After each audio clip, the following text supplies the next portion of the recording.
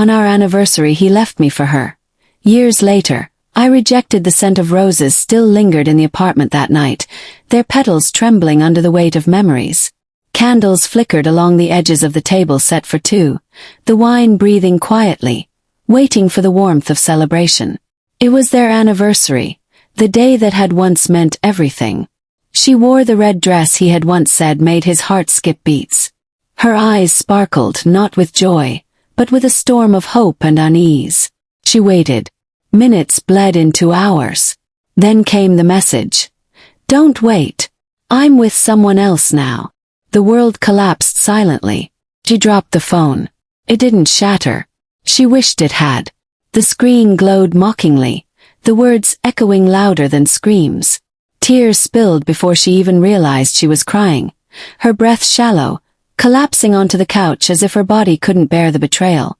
He had left her for someone else on their anniversary. The pain was loud, a symphony of shattered trust and strangled dreams. The walls that once held laughter now pulsed with silence. That night, she cried non-stop until her throat went dry and her body curled into itself like a dying flame. Love had once made her feel alive. Now it suffocated her. Days blurred. Nights grew colder. She stopped eating. Her skin turned pale. The bathroom mirror reflected a stranger. The girl who once danced barefoot in the kitchen to old jazz records was gone. She couldn't recognize herself. Her heart ached so violently she wondered how it kept beating. In secret, she started recording her thoughts, installing a hidden camera in their shared space. Not for revenge. Not yet. But because she needed to understand how everything crumbled. She reviewed old footage. Anniversaries, vacations, arguments, makeups, sex, laughter, all replaying like a cruel movie with an ending she never saw coming. Somewhere in those moments, he had started hiding things. She saw it now. A lingering glance at his phone. His sudden defensiveness. She was living with a lie wrapped in a kiss.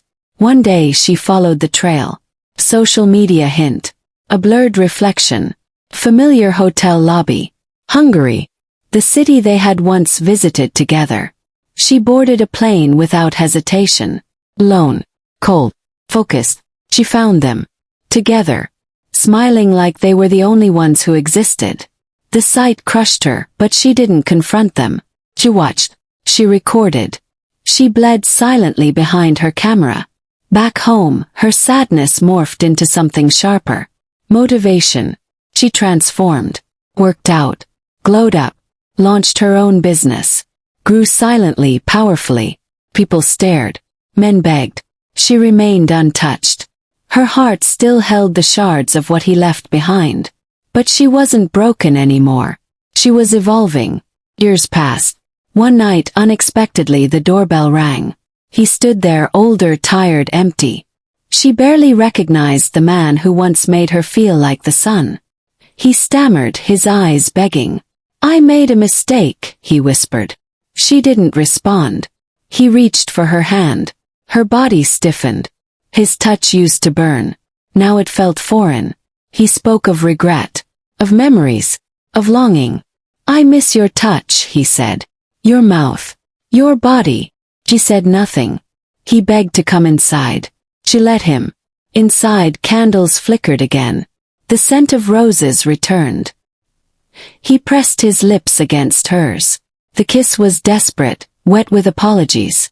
Her body responded, reluctantly at first, then with fire. The pain was still there, but so was the ache. She let him undress her. Slowly, sensually.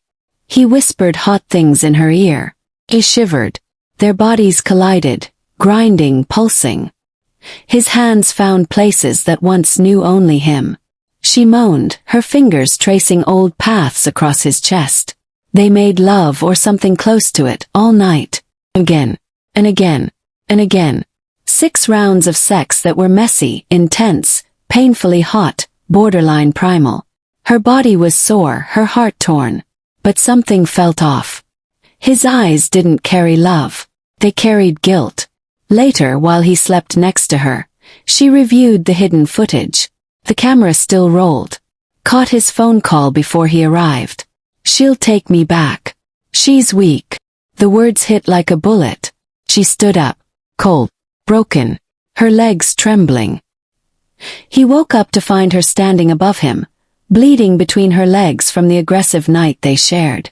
"What's wrong?" he asked. Her silence answered. She picked up her phone, showed him the footage. His face went pale. "Get out," she whispered, voice like steel. He begged again. She walked to the bathroom, fell to the floor, cried until she passed out. Her body, crushed and bruised, trembled. The emotional toll was too heavy. She bled and bled. Her body couldn't take the betrayal. She was rushed to the hospital by a friend who found her unconscious. The doctors said she was lucky to be alive. And yet the pain was louder than death. But this wasn't the end. This was only the beginning. The trap had been set. The hidden footage was just one piece. The full truth, the ultimate twist, had yet to come. And when it did, it would destroy everything he thought he knew. The hospital room was too white, too quiet, too suffocating. The scent of antiseptic stung her nose, but it was nothing compared to the ache between her legs or the emptiness in her chest. She lay there, tubes in her arm, a dull beep monitoring her heartbeat, echoing her numbness. Nurses came and went. Words were said. Warnings issued. Internal tearing. Severe exhaustion. Emotional shock. Her body had given up, but her mind hadn't. She stared at the ceiling, blinking back tears. Not because of him, but because she had let herself believe. One night of touching, kissing, of hot, aching sex wasn't worth the years she spent healing. And now her body had paid the price. She cried again, but this time it wasn't because she missed him. It was because she hated herself for letting him in. Once discharged, she didn't speak to anyone. She shut the curtains, unplugged her phone, and vanished. But behind that silence she worked. Quietly. Calculated. She had the footage of everything. His voice, his betrayal, the way he touched her while already plotting to use her again. Every video. Every lie. Every moment of pain was now part of a growing archive. A digital trap, a timeline of truth. Weeks passed. Then one day, she received a parcel on her doorstep. No name.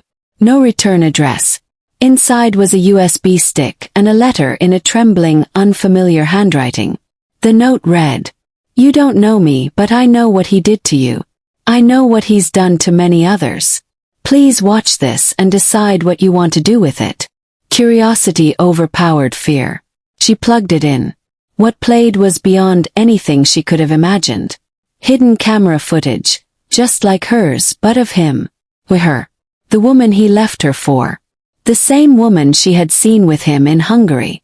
Only now she wasn't smiling. She was screaming, crying, pleading, bruised, terrified. His voice was calm, manipulative. The camera captured abuse, verbal destruction, emotional warfare. It was horrifying. She couldn't breathe. Suddenly everything made sense. She hadn't been the first.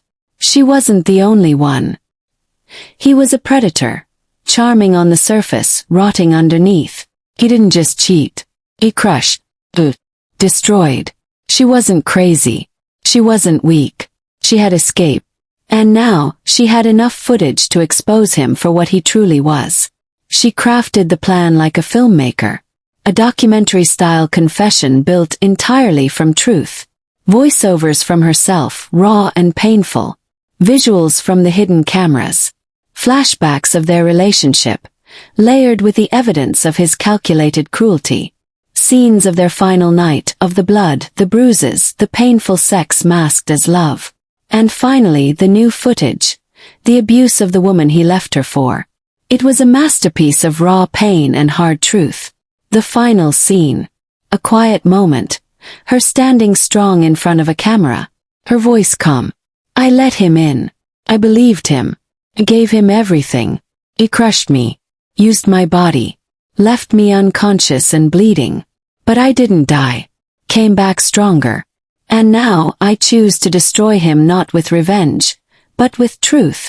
The video went live anonymously. She didn't want credit. She wanted justice.